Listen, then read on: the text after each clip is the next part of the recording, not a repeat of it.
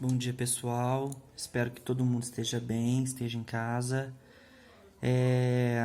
Logo, logo, se Deus quiser, a gente está de volta. Bom, eu vou começar um conteúdo novo com vocês, que é estatística, que eu sei que é um conteúdo que vocês já tiveram algum contato, então não vai ser tanta novidade assim. Então vamos lá, gente.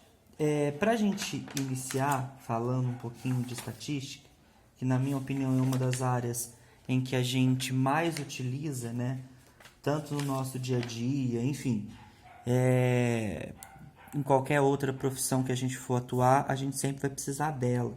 Porque ela é o ramo da matemática que tem por objetivo, né, fazer levantamento de dados, coletas, compilações, que é organizar esses dados, né, e com o objetivo final de apresentar os dados para um grupo, para uma sociedade, para um país, para um estado, enfim. Então, ela existe um processo e esse processo ele tem que ser respeitado para que não haja interferência nenhuma da pessoa que está fazendo todo o processo, para que não haja manipulação desses dados. E o objetivo é justamente fazer com que a verdade ela venha à tona, né? Então vamos lá. Eu coloquei aqui alguns tópicos muito importantes para a gente poder entender primeiro, que é o universo, dado estatístico, amostra, variável e o rol, tá? Então vamos entender primeiro o que é o universo. Quando a gente fala de universo, a gente está falando de uma coisa muito grande, né? A gente está falando de uma situação onde nós temos aí um conjunto formado por todos os elementos que vão participar do tema pesquisado. Então, se porventura o meu objetivo é trabalhar com a idade dos alunos do Colégio Dom Bosco, por exemplo, qual vai ser o meu conjunto universo? Todo mundo, todos que estão participando. Eu não posso, no conjunto universo, deixar ninguém de fora, né? Eu posso ter universo estatístico pequeno, eu posso ter universo estatístico médio, eu posso ter um universo estatístico maior. Se eu estiver falando, por exemplo, da idade de alunos na cidade de São Lourenço, já começa a ficar um pouquinho maior. Se eu estiver falando de idade de alunos do estado de Minas Gerais, esse universo começa a ficar um pouquinho maior, ok? Então, nós temos aí o conjunto do universo como exemplo. Em um dado comum, o universo é o conjunto com os números. Então, dentro de um dado, né, não viciado, eu tenho aí 1, 2, 3, 4, 5, 6. Então, esses são os elementos do meu universo. Numa cidade, o universo é o conjunto formado por todos os seus habitantes e por aí em diante. Aí, a gente passa para dado estatístico, tá? Então, lá na apostila de vocês, ele colocou alguns exemplos bem legais que ele determina que o universo, por exemplo, é a obra de Picasso. Então, quando eu falo obra de Picasso, você concorda que eu tenho várias obras, né? Então, o conjunto universo vai ser basicamente todas as obras de Picasso. Agora, o dado estatístico, né, que a gente chama de indivíduo, pode ser apenas uma dessas obras. Por exemplo, Guernica. Guernica é uma das obras de Picasso. Então, eu vou trabalhar em cima apenas de uma das obras. Então, o universo corresponde a todos os elementos do grupo, que no caso do exemplo anterior são as obras de Picasso, e aí a Guernica vai representar o dado estatístico, né, ou indivíduo, porque eu vou pegar apenas uma dessas obras, beleza?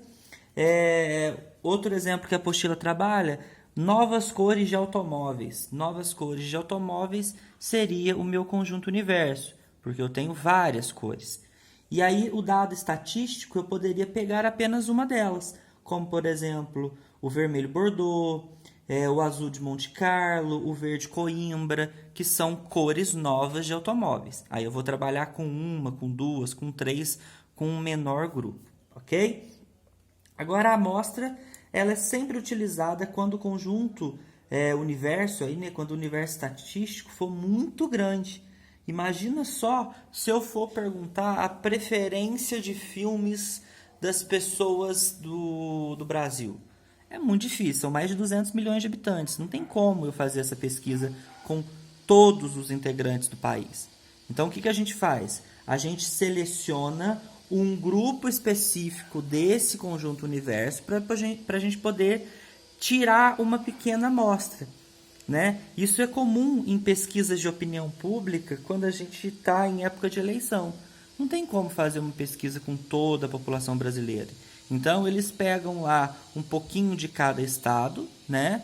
De preferência de regiões variáveis, variadas, justamente para a gente tentar verificar qual seria a opinião do coletivo. Então, a amostra é um subconjunto do universo, ok?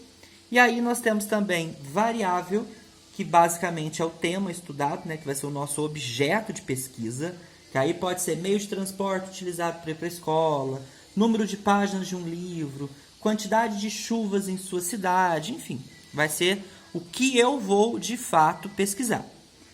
E aí, por último, vem o famoso hall, que a gente vai trabalhar muito.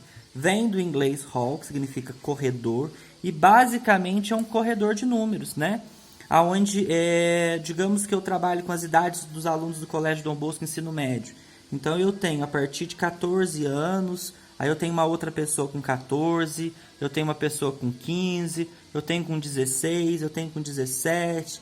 E aí eu vou colocar todos os elementos possíveis. Lembrando que o hall, ele deve ser organizado ou de forma crescente ou de forma decrescente. Muitas das vezes, os exercícios, ele deixa esse hall para a gente totalmente desorganizado. É importante que nós organizemos, né? Conforme essas duas questões. Ou eu posso colocar o de ordem crescente, que é o mais comum, ou de ordem decrescente. Tanto faz, o resultado final não vai sofrer alteração se você colocar crescente ou decrescente. Mas é importante. Se porventura eu não organizar o hall, eu vou ter problemas com as medidas de tendência, medidas de posição central, medidas de tendência central, principalmente com a mediana, tá? Porque aí o número que vai estar no meio provavelmente não é o verdadeiro, porque ele vai estar totalmente embaralhado. Então, a primeira coisa a se fazer dentro desse hall é essa organização, sempre em ordem crescente ou em ordem decrescente, ok? Bom, antes da gente entrar nos gráficos, né, propriamente dito, que a gente vai trabalhar bastante com gráfico, eu quero mostrar para vocês duas medidas importantes, né, dois grupos de medidas importantes, que são as medidas de posição e as medidas de dispersão, tá?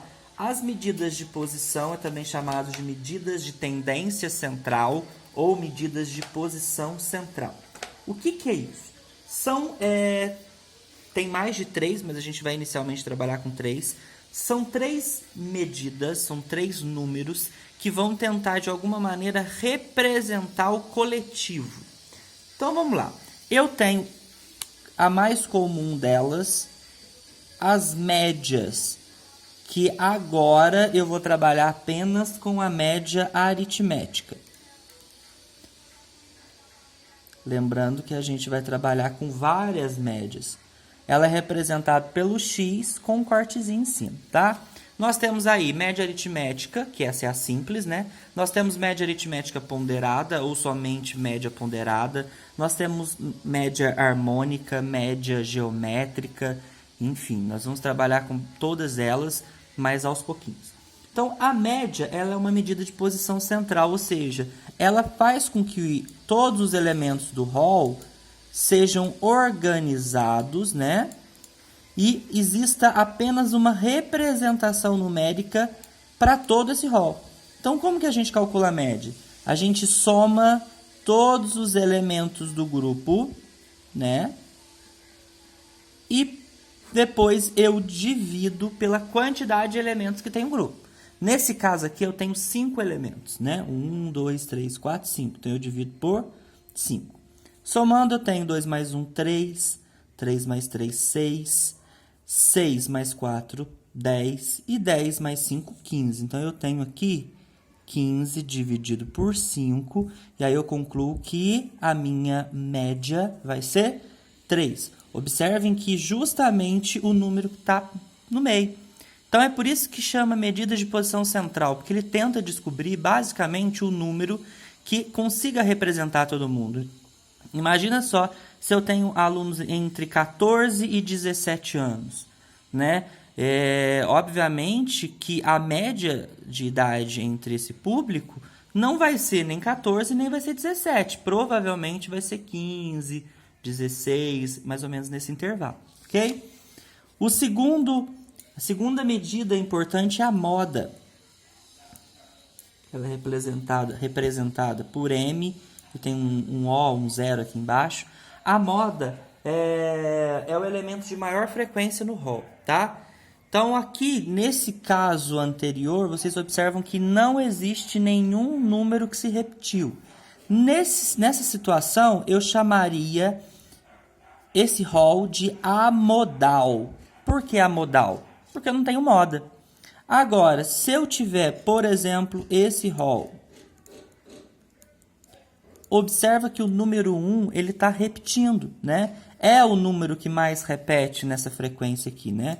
Então, eu falo que a minha moda é 1. Tranquilo? Eu posso ter situações em que eu tenha mais de uma moda. Tá vendo que nesse segundo exemplo aqui, eu tenho o número 1 e o número 2 com a mesma quantidade de aparições aqui? Então, a minha moda vai ser o 1 e o 2.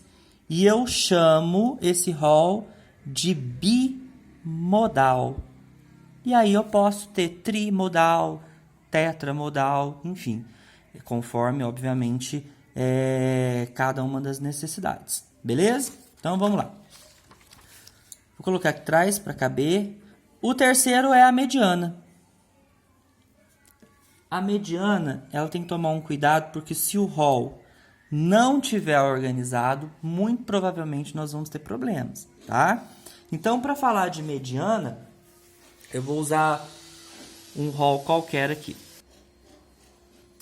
Eu vou colocar aqui um exemplo, né, de um rol totalmente aleatório.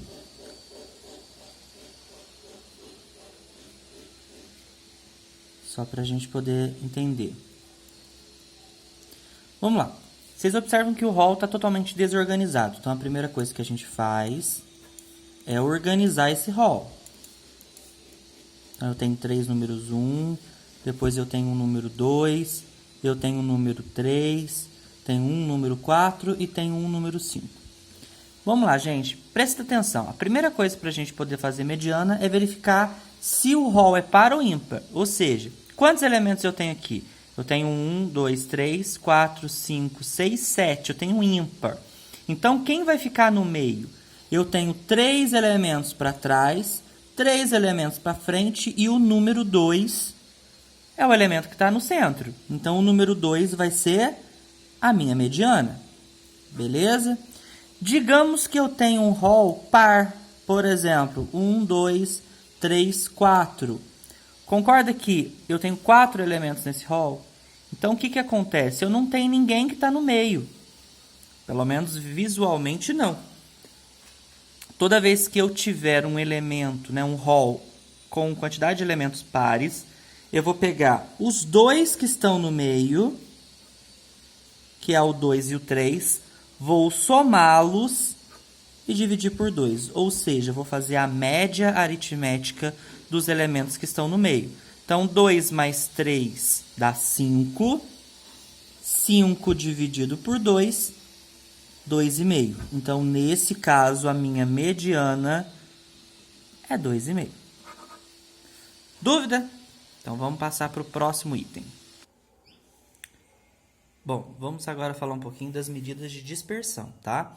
Nós temos duas mais usadas, que são variância e desvio padrão. A gente utiliza essa letra aqui, que é o sigma, que é uma letra grega minúscula, tá? Para a gente poder fazer a variância. Talvez seja o que mais dá trabalho, tá? Mas ela é bem simples. Ela fala que vai ser o elemento menos a sua média, o resultado ao quadrado, mais o segundo elemento menos essa mesma média ao quadrado. E aí, sucessivamente, a quantidade de elementos que eu tenho, né? Se eu tiver 3 elementos, vai ser mais o x3, que é o terceiro elemento, menos a sua média ao quadrado, e eu vou dividir pela quantidade de elementos que eu tenho. O desvio padrão é mais simples. Eu vou achar a variância e para achar o desvio padrão é só fazer a raiz quadrada do valor que eu achei em cima. Fim de conversa. O desvio padrão ele é muito utilizado porque ele tenta verificar o quanto esse estudo variou da média geral. Vamos dar um exemplo. Se você for fazer o Enem, digamos que a média nacional do Enem seja 500, né? E o que acontece? Vai ter pessoas que vão com a média muito mais acima ou muito mais abaixo. Então, você concorda que uma pessoa que tirou 200, ela está variando muito da média geral. A mesma coisa uma pessoa que tirou 800, ela varia muito da média geral. Então, o quanto que essa pessoa vai dispersar, ou seja, vai ficar longe daquilo que era padrão. Então, se uma pessoa tirar 502, 510, é uma pessoa que provavelmente não está tendo um desvio grande, né? Ela está muito próximo da média geral. Então, é essa a função da variância e do desvio padrão. Então, eu vou fazer com vocês o exercício número 24 da apostila, tá? Página 68, exercício número 24, para a gente poder aplicar essa variância e esse desvio padrão, tá? Olha só, o exercício pede o seguinte: o desvio padrão do seguinte conjunto de dados ele quer o desvio padrão desse rol. Mas, para eu achar o desvio padrão dele, primeiro eu preciso da variância, beleza? E antes de tudo, eu preciso fazer o quê? A média aritmética. Então, eu vou somar 9 mais 12 mais 15 e eu vou dividir por 3. Então, a primeira coisa que nós fazemos é a média aritmética. Somando aqui em cima, eu vou ter 36 dividido por 3, que vai dar 12. Perfeito. Então, 12 é a minha média aritmética. Tranquilo? Vamos calcular agora a variância. Variância ao quadrado, né, como é a fórmula.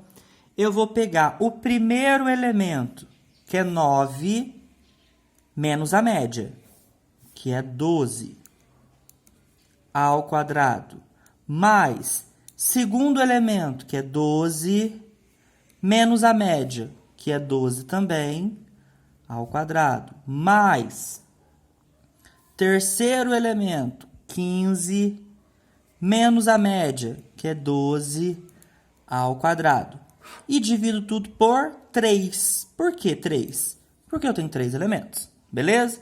Agora é só calcular. 9 menos 12 vai dar menos 3. Menos 3 ao quadrado dá 9.